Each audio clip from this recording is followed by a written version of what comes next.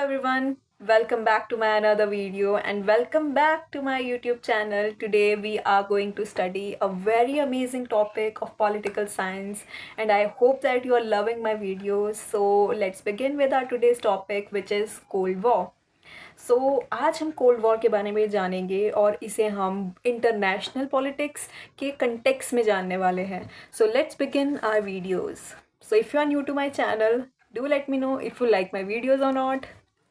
So let's move forward. So what is Cold War?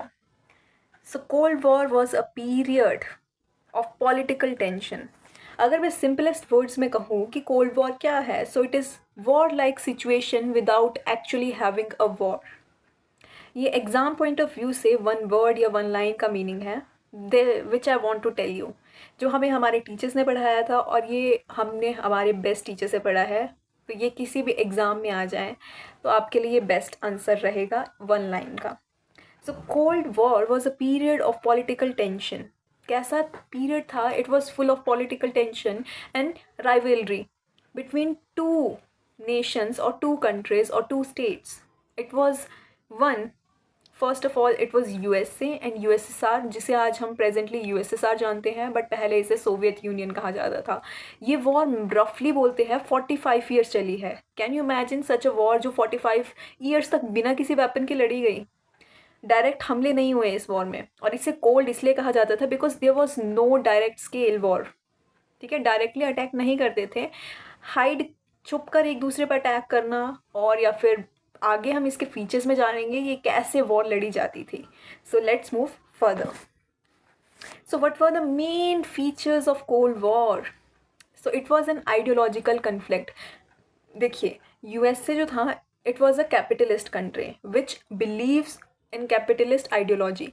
अब USSR जो presently USSR है वो पहले सोवियत यूनियन था और ये कम्युनिस्ट आइडियोलॉजी को मानता था जहाँ पे होल सोसाइटी के डेवलपमेंट पे फोकस किया जाता था. सो अब ये जो थे ये आर्म्ड के थ्रू दोनों एक दूसरे से कंपटीशन करते थे. And this is a question from GK point of view that जो सोवियत यूनियन था उसने 1957 में फर्स्ट मिसाइल बनाई थी ह्यूमन हिस्ट्री में. So it is a very important question. And if you are interested in this question, let me give you another question that इसका answer आप करेंगे that what was the name of that missile. अब ये दोनों technology के बीच भी एक दूसरे से कंपटीशन करते रहते थे. टेक्नोलॉजिकल कंपटीशन दोनों के बीच चलता रहता था. इसके बारे में आगे पढ़ेंगे. Formation of military alliances formation भी हो गई थी, जैसे नाटो, सीटो, सेंटो. ठीक है, ये सारे अमेरिका के थे और सिर्फ सोवियत यूनियन का एक था दैट वाज वर्सा पैक्ट. ठीक है, लेकिन लेटर ऑन जब सोवियत यूनियन का डिक्लाइन हुआ तो इसका भी डिक्लाइन हो गया. Lastly space race. ठीक है, ये स्पेस सैटेलाइट्स बना रहे हैं. मैंने अभी बताया आपको कि यूएसएसआर, जिसे हम सोवियत यूनियन जानते थे पहले, उसने 1957 में, जब अमेरिका ने 1945 में हिरोशिमा और नागासाकी पे अटैक किया था, तो उस टाइम उसने उनसे जल कर बोल सकते हैं, उनकी टेक्नोलॉजी को देखकर पहले न्यूक्लियर वेपन बनाया और लेटर ऑन 1957 में अपनी फर्स्ट ह्यूमन सैटेलाइट बनाई थी वर्ल्ड की. अब जो अमेरिका है वो भी चुप नहीं रहता है और 1969 में अमेरिका टेक्नोलॉजिकल फील्ड में ह्यूमन की फर्स्ट रेस बोल सकते हैं, ह्यूमन की फर्स्ट रेस नहीं, सॉरी, फर्स्ट ह्यूमन को मून पे भेजता है. दैट वाज द कंट्री जो इतनी एडवांस हो गई थी उस टाइम कि उसने ह्यूमन बींग्स को मून पे भेज दिया. एंड यस, यू नो कि कौन थे फर्स्ट ह्यूमन जो चांद पे गए थे, तो उनका नाम ज़रूर बताना कमेंट में.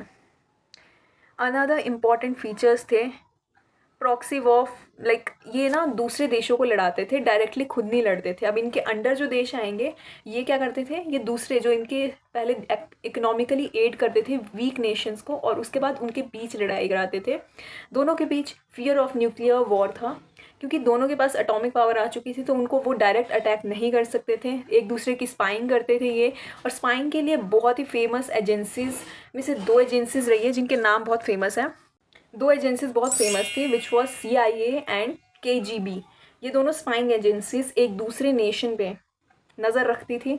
ठीक है, and last one was propaganda through media and speeches. तो वहाँ के जो स्पीचेस रही है उसमें ये एक दूसरे के लिए कुछ भी अच्छा नहीं बोलते थे, जिसके थ्रू ये जो कोल्ड वॉर थी ये एकदम इतनी कोल्ड हो चुकी थी कि ये दोनों एक दूसरे की बुराई कर रहे हैं.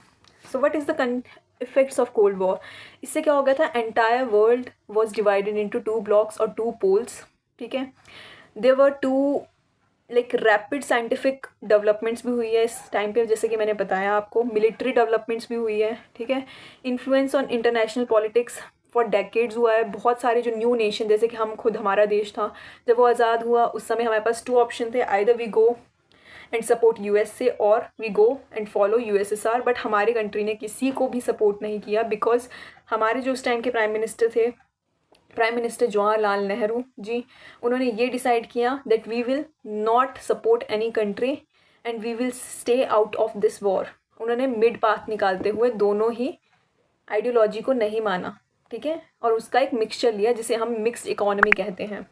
तो अब लेटर ऑन क्या होता है, मैंने आपको बताया कि सोवियत यूनियन कोलैप्स कर जाता है 1991 में, कोल्ड वॉर एंड हो जाती है। और कोल्ड वॉर में सोवियत यूनियन इसीलिए हारता है बिकॉज इन्होंने इकोनॉमिकली बहुत ज़्यादा पैसा खर्च कर दिया था। वो नहीं बोलते हैं कहावत कि आमदनी अठन्नी पर खर्चा रुपया, वही वाली बात इनके साथ हुई कि इनकी इनकम लो थी और इनके एक्सपेंसेस इनकी टेक्नोलॉजी में, ठीक है, दूसरी कंट्रीज़ को फाइनेंशियल हेल्प देने में बहुत ज़्यादा कर दिए, जिस वजह से इनका डिक्लाइन हो गया। और लेटर ऑन इसके खुद के नेशंस ने भी इसे सपोर्ट नहीं किया था।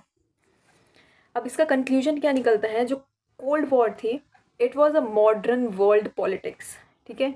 इट शोज़ द डेंजर, ये डेंजरस थी without having a actual conflict, like without having a direct conflict between 2 nation. अब वॉर सिर्फ यही नहीं हो सकती है जो डायरेक्ट ही लड़ी जाए, वॉर वो भी हो सकती है जो इनडायरेक्ट लड़ी जाती है, एंड इनडायरेक्टली जो चीज़ होती है that is more harmful. It also encourage technological progresses and global awareness, but इसके हार्म बहुत ज़्यादा भी रहे हैं। और I hope you have learn something bit different and new, और not even new but something informative. So see you in next video with a wonderful topic. Bye bye. Do let me know the answer of the questions which I have asked you.